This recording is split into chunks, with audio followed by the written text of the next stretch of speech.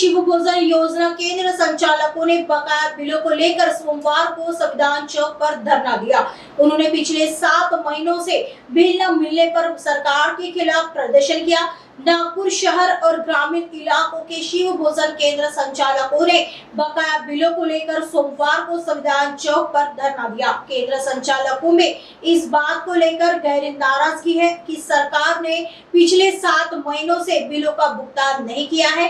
राज्य के गरीब और जरूरतमंद लोगों को 10 रुपए में पौष्टिक भोजन उपलब्ध कराने के लिए 1 जनवरी 2020 से शिव भोजन योजना शुरू की गई थी। वर्तमान में राज्य में लगभग 19,000 केंद्र संचालित है। इस योजना पर सालाना 270 करोड़ रुपए खर्च होने का अनुमान है, लेकिन सरकार ने बजट में केवल 70 करोड़ रुपए का प्रावधान किया है। शिव भोजन संघ ने आरोप लगाया है कि केंद्र संचालकों को जानबूझकर परेशान किया जा रहा है।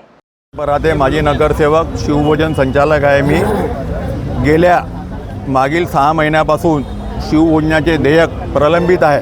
1/1/2020च्या अनुषंगाने महाआघाडी सरकारने ही योजना सुरू केली आणि योजना सुरू केली तेव्हापासून कोणत्याही प्रकारे शिवभोजन केंद्र चालकांना आर्थिक अडचण आली नाही। दरमहा नियमितपणे बिल आम्हाला मिळत होते, परंतु मागे जे युती शासन आली, युती शासनानंतर काय घाट झाला आणि काय षडयंत्र आहे या शासनाचं शिवभोजनाच्या केंद्र चालकाच्या विरोधात, तर यांनी शासन आल्यानंतर मागील वर्षभरापासून प्रलंबित करता आज 6 महिन्याचे अनुदान पूर्णतः प्रलंबित आहे।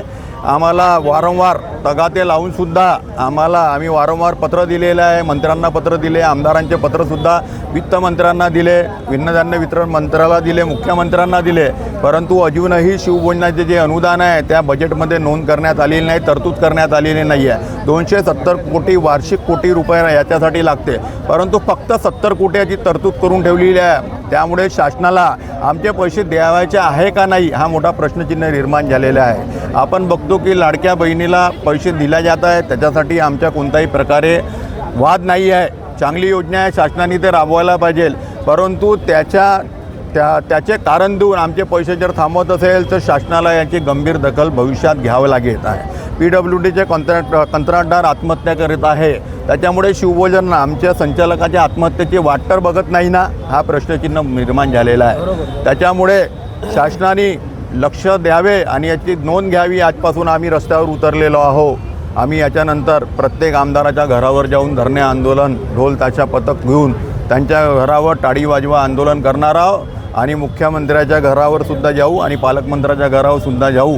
त्याच्यामुळे सगळ्यांच्या वतीने मी विनंती करतो की शासनाने आमच्या बिलाची गंभीर दखल घ्यावी आणि आम्हाला न्याय द्यावा। किती पैसे वाचले तरी जवळपास आमचे 6 महिन्याचे नागपूर शहर आणि जिल्ह्याचे जवळपास 6-7वा महिना लागलेला आहे। 3 करोड रुपये जरी महिना पकडला तरी एकट्या नागपूर जिल्ह्याचे 18 ते 20 करोडच्या जवळपास प्रलंबित आहे। महाराष्ट्राचे 133 करोड बाकी आहे।